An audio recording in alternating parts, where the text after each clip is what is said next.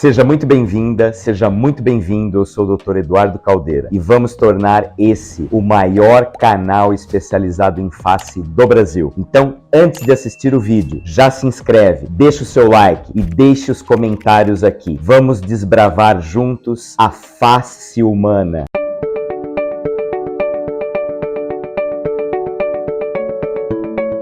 E hoje nós vamos para o segundo episódio e nós vamos falar como usar os nossos ossos da face ao nosso favor. As primeiras aulas de anatomia, as primeiras aulas da faculdade, normalmente fala sobre os ossos do corpo e também sobre os ossos do nosso rosto. Então nós aprendemos o osso frontal, o osso maxilar, o osso zigomático e o osso mandibular, como nós podemos observar na imagem. Mas essa forma de aprender normalmente é muito monótona e até mesmo uma pura decoreba, porque a gente acaba esquecendo de relacionar isso com o nosso dia a dia. Esquecemos, por exemplo, dos graves traumas da nossa face. Pois é, os traumas da nossa face são muito comuns, principalmente em jovens, que relacionam aí bebida, direção e práticas esportivas. A incidência de fratura entre os jovens é muito alta, mas também temos fraturas relacionadas à atividade de trabalho. Não podemos esquecer também que no Brasil, hoje, é a terceira causa de morte, fraturas relacionadas à nossa face. Além disso, pessoal, temos que entender que esses traumas podem ter um fator de violência doméstica, principalmente contra mulheres e relacionado à classe social. Bom, o paciente chega com um trauma de face, qual é a conduta correta? O que a gente tem que observar sempre? Primeiro, vias aéreas, como a gente pode observar na imagem.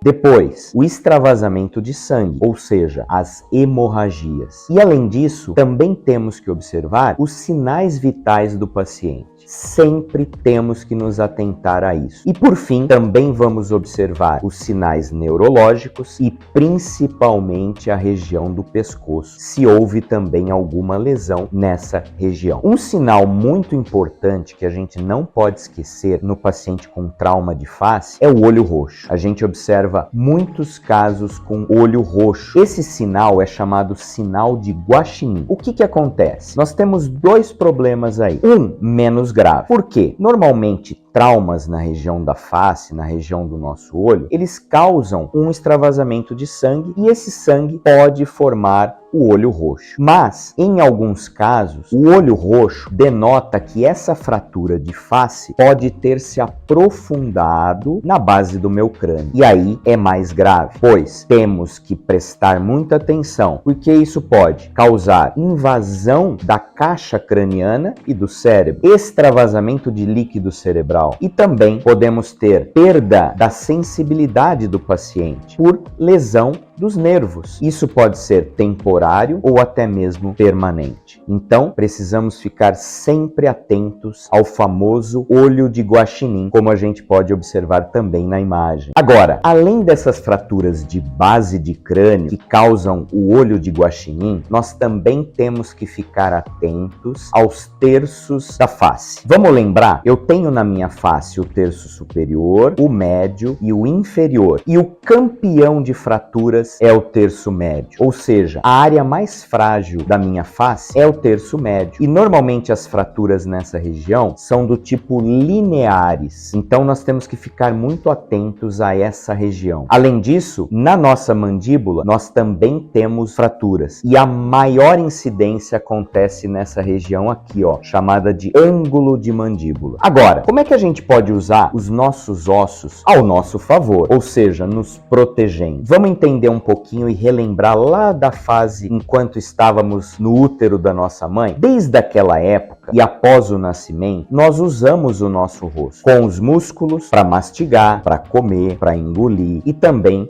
para falar. E isso acaba estimulando os ossos. Eles se tornam, em algumas áreas, mais resistentes. E isso é conhecido como pilares de força. Esses pilares são fundamentais na proteção do nosso rosto. Eu vou dar um exemplo para vocês. Nessa região lateral do nosso olho, se a gente observar a imagem, nós vamos ver que essa área lembra muito o para-choque de um carro. E isso é fantástico. Por quê? Porque causa uma diminuição da força. Quando temos um trauma, esse formato ele torna o osso mais flexível e isso nos protege. Então, se eu tiver um trauma frontal no meu olho, ele vai atuar exatamente como um para-choque de um carro. Contudo, se eu tiver um trauma lateral, ele já não é tão eficaz, justamente igual ao carro. Então, essa dica, galera, é muito importante. Pilares de força. Espero que vocês tenham gostado de mais esse vídeo. Não esquece, se inscreve no canal, deixa um like e eu quero ver